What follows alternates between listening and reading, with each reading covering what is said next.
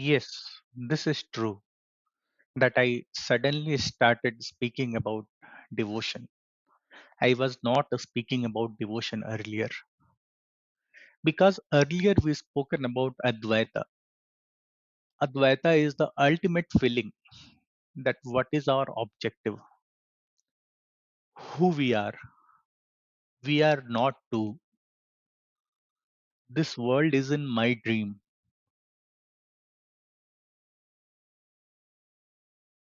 The feeling of me and the feeling of you is not different. You are in my dream.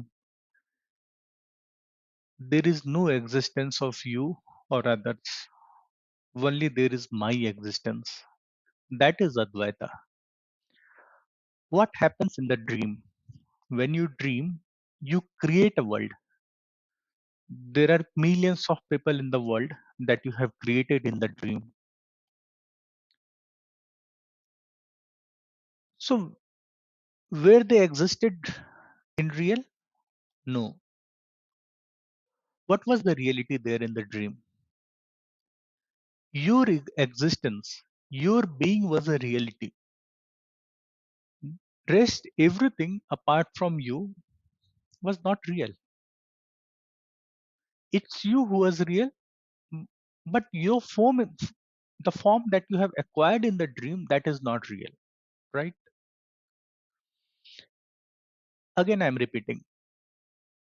When you dream, you create a world with million of population, and in that dream, whatever you see, that is not real. That is your reflection. Only you are real. Your being is real, but at the same time, your being is real, but the form that you have acquired in the dream, that is not real. There is someone who is sleeping and someone who is awaking in the dream. Like when you like just take an example, you go to sleep at night and then you dream. In the dream, you are the same. At the same time, you are sleeping also and you are not sleeping also in the dream. Both statement is true. You are sleeping also and you are not sleeping also. You are awake in the dream and in the real life you are sleeping. So the question is how we can break this dream. This whole world that we see today. Advait says that this world is a dream. You are sleeping somewhere and you have created this world. Now the moksha is, the liberation is to break this dream and awake where you are sleeping. So the whole questions revolves around how you are going to break this dream. Do you need to get knowledge to break this dream? No, because to break this dream, you don't need anything. You just need to break this illusion. You don't need anything. You have something additional that you have to leave. What is that additional thing? So basically, why we are dreaming?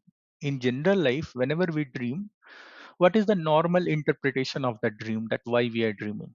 The normal interpretation says that because of your desires that you were unable to fulfill in your real life, you try to fulfill in the life you dream. Okay. Again, I'm repeating. The desires that you are not able to fill in your real life or the fears that you have suppressed in your real life that get uncovered in the dream.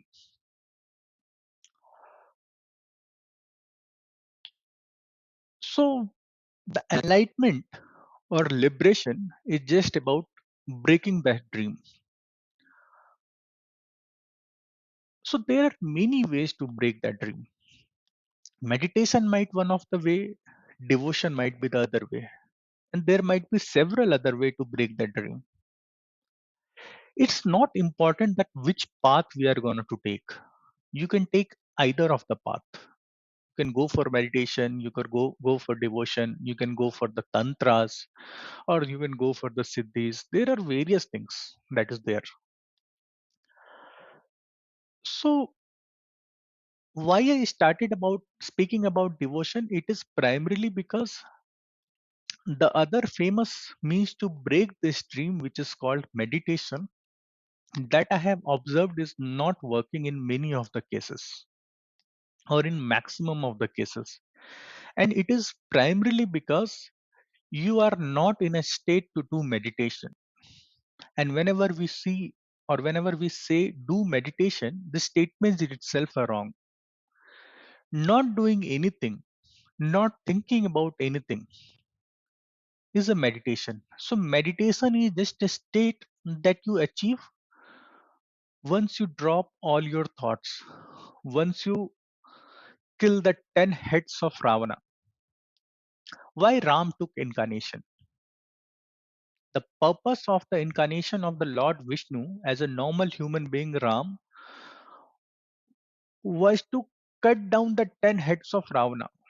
The 10 heads of Ravana represent 10 flaws of the human beings, like Kama, Krodh, Lobh, Moh, Maya, all these different desires.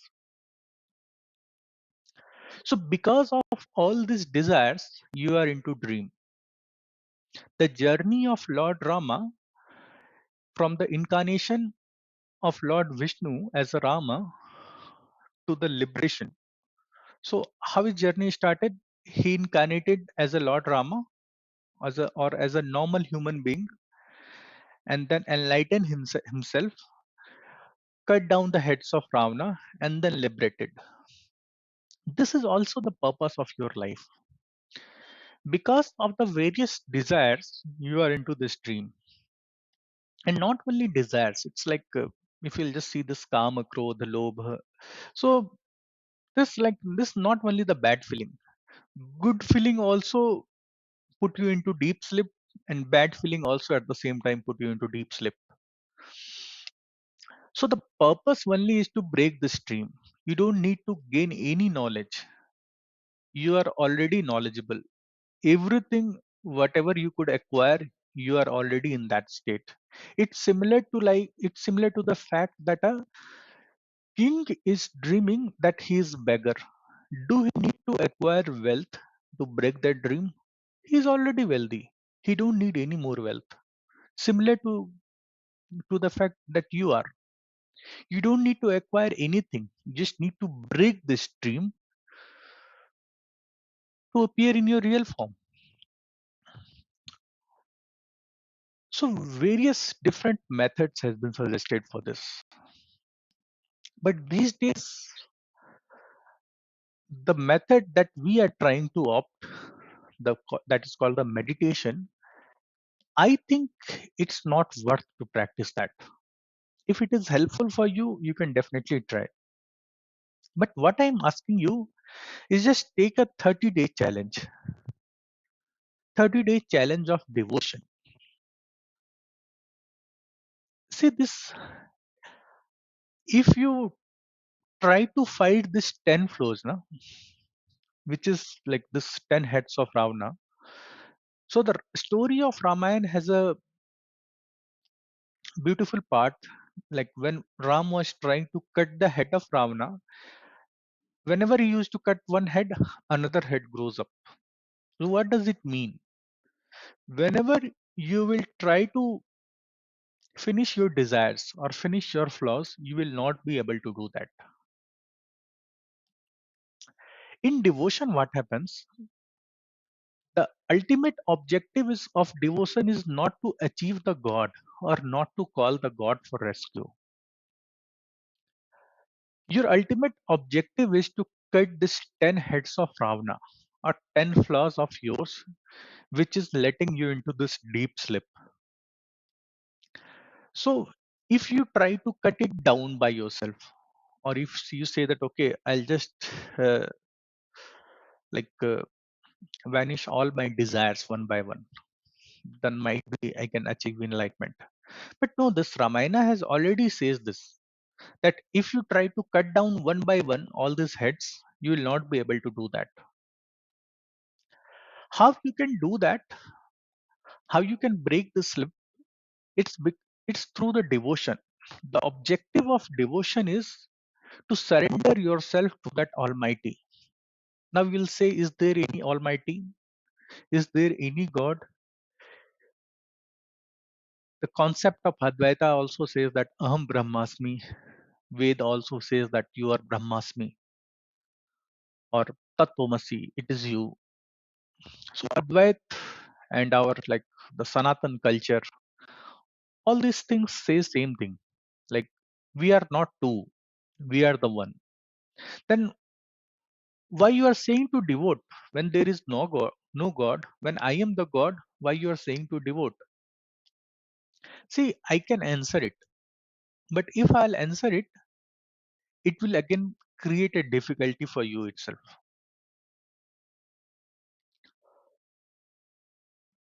So, but still, let me try to explain why I'm saying you to devote. And at the same time, why I'm saying is Advait is also true. You are the Brahm and you need to devote to the Brahm. Why these two statements is true? See, again, I'll take example of Ramayana. In Ramayana, when Ram was not able to cross the sea, he worshipped the form of Lord Shiva that we call as a Lord Rameshwaram. If he is the god, why he is worshipping another god? It's the same question that we are asking. If I am the god, why I should worship another god? See, this whole story or our whole life, the objective is to recall ourselves. These are the various process of recalling. When Rama recalls Lord Shiva for the help, he is recalling hits another arm only. There are different sources of power what Ram is having. One so, and when he has incarnated as a human, he is just recalling his another source of power that is left behind, and that will come to rescue him. So it's difficult to explain basically why Lord Ram is recalling Lord Shiva. If you will understand this, you will understand the devotion. Going deeper into this will again like peeling the onion. You will not get anything. At this point of time, I'll just stop here and will not explain it further that whom you are going to pray when you are God itself. Because in last session, I also told you one thing. In last 30 to 40 years, this concept or this way of thinking that till the point I don't prove anything in the laboratory, I am not going to believe on that. That is something that has created problem. That has fueled our ego. And ego is the barrier. Ego is the cloud. We cannot see that full moon because of this cloud of ego. Okay, coming back to where we are, our original question that what is devotion and what we should do and why we should not practice meditation and why I'm talking about the devotion only. So once you start praying or once you start surrender yourself to the God, the feeling of the doer, like I was discussing that how why Ram was not able to cut down the why Ram was not able to chop the single head of Ravana and like one by one why he could not finish the Ravana. So what you need to do is that you don't need to from waking up from this dream, you don't need to do anything else. You are in this dream because of the 10 floors. like all your desires, you have like forgotten the concept that you are God, or similar to the story that a king has forgotten that he is king and he is dreaming himself as a beggar. So once you start surrendering yourself to the God, you are able to evaporate that cloud of ego, that cloud of ego, like this whole story that I told. The whole story of this life, or the whole story of Ramayana, is to recall yourself that you are the God. Devotion is one of the way, and I'm just saying you like it's there is no proof or no logic that I can say to you that okay, because of this logic, I prove that devotion works. Now you go and do the devotion. Just remember this. Whenever, whatever you will prove through the logic, that might not go beyond your mind. Just try this. Just try to germinate the seed of devotion. And with this seed of devotion, you will be able to cut off your 10 heads, that is the 10 different flaws, and that will ultimately end your dream. And you will recall yourself that the one who is worshipping and the whom you are worshipping are not two different entities. You both are same. If meditation works for you, please go ahead and do. But what worked for me or what worked for many others is the devotion. It's easy to leave everything to the unknown in your day to day life, or in your life that you live. You live with all these 10 flaws of Ravana, this Kama, Krodha, Lobh, Maya. And when you start surrendering everything to God, and when you start believing on this law of karma, that whatever is happening today with me is happening because of my karmas that I did yesterday. When you start believing on all these things, when you start surrendering before the God, when you start, or to say that, when you start saying that okay, God is responsible for everything, either anything good happens with me or bad happens with me, everything that's happening with me is because of like some unknown. I am not the one to decide. I'm just here to surrender everything to the God. Once you surrender, things will start improve, and ultimately you will be able to break your dream.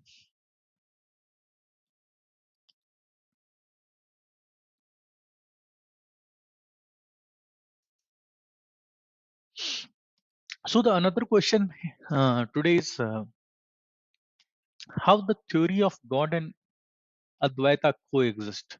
I think I already discussed as a part of the first question that both is true. You are the God and you will have to worship God. Both is true. The king who is dreaming as a beggar is also true, king is also true. Just beggar needs to recall himself that he is a king. That is the objective. Advaita says that beggar is a king, and the theory of God also says that the beggar is a king. So just the fact is, beggar don't know that he is a king.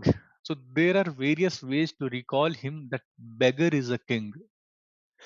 So, but like just with the feeling of Advaita, just with the knowledge of Advaita, nothing will happen.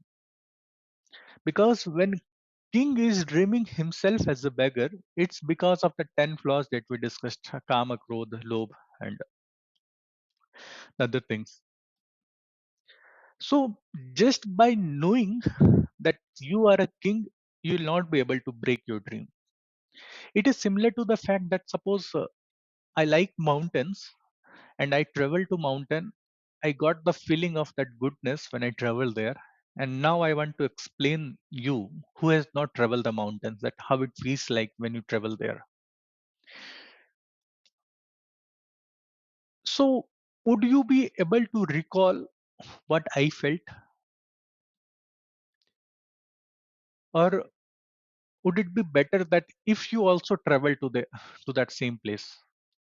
So when I'm saying go and devote, it means that I am saying that take this path